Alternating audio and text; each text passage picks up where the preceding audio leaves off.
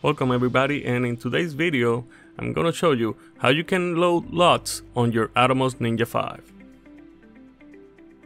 And before we continue, make sure that you have updated your Atomos Ninja 5 to the latest firmware.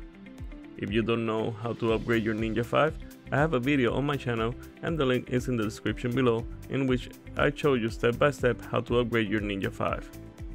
The latest firmware available is the 10.5, in which Atomos is giving support for CCAM and also adding ProRes RAW. If you want to know more about this 10.5 update, you can find all the links below. Now let's continue, and adding LUTs to your Ninja 5 is very easy. For this video I'm using the GH-Alex LUTs, which do a great job in color grading for Vlog in my GH5, but you can also use any other LUTs as long as they are in cube format. I mainly use the LUTs on the Ninja 5 just to have an idea on how my scene is looking, but I do not apply them in the footage when recording, and I leave them to be done in Premiere Pro, in which I can tweak my exposure and anything else before I apply the LUT.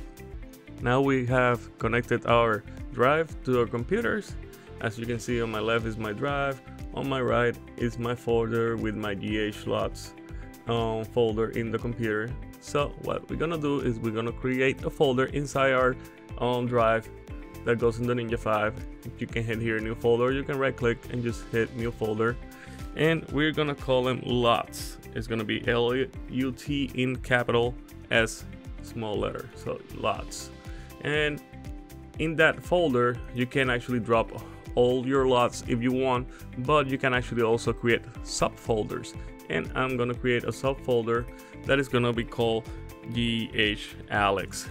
Now that GH-Alex folder is gonna hold all my GH-Alex LUTs inside of that folder, and you can create multiple subfolders for any other LUTs. Like I said before, you can actually just create your own LUTs, but they have to be in cube format.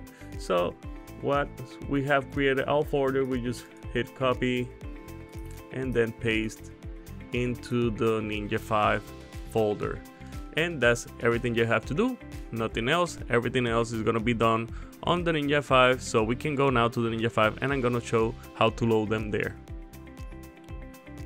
Now we're gonna be loading our LUTs in our Ninja 5, and it's really easy. We're just gonna go to the bottom right corner, and we're just gonna hit this 3-line setting tab, and as you can see, we have waveform, focus peaking, zebra, LUTs, and that's where we want to go LUTs.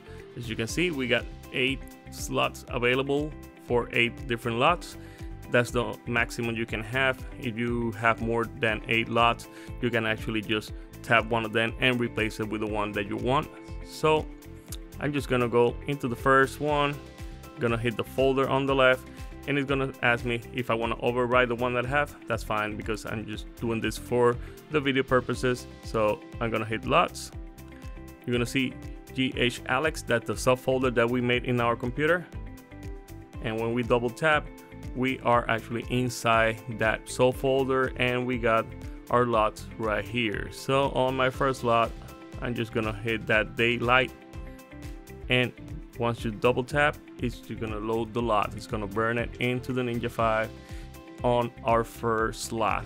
So if you want to put another one, you can tap that second one, hit that folder on the left, look for it, LUTs, GH-Alex, and I'm gonna put the soft one in there, double tap, it's gonna load the LUT. Once it's loaded, that is pretty much it. So one thing that you want to know is that right now I'm recording from my GH5, and as you can see in the monitor, I'm recording in Vlog. There's no LUTs applied, and if you see, it looks kind of like in a grayish color because it's really a neutral type of LUT. It doesn't give too much brightness, too much saturation or color contrast. It just try to put it as raw as it can coming out of the GH5. So if I want to see how it will look with the daylight LUT, I can go into monitor, and first you have to select your LUT. We go back into the LUTs. I'm gonna put daylight. That is my first. As you can see up here, it says GH Daylight. That's the LUT that I'm gonna be loading. And you see in the monitor up here it says native. So we go back to monitor, and on you see it's native tab. That means that there's nothing loaded. We're gonna load our LUT. So we hit LUT, and as you can see, my screen changed. So this is how it should look once the GH Alex LUT Daylight is applied. That doesn't mean that that is gonna be the last way the scene is gonna look, because you still have to change a little bit of exposure and contrast in your recording in post-production. But this way you at least have an idea on how your scene is gonna look. Now if we go back and we go back into native, you see it actually looks back into the vlog. Another thing that I was saying earlier is that if you don't want to burn the LUT into your recording coming out of the Ninja 5, you don't want to select this during recording. If you select this during recording, that means that you are gonna burn the LUT already into your output image, and you don't want to do that, because then it's gonna be tougher for post-production when you are using Final Cut Pro or Premiere Pro. And that's pretty much it about loading LUTs in your Ninja 5.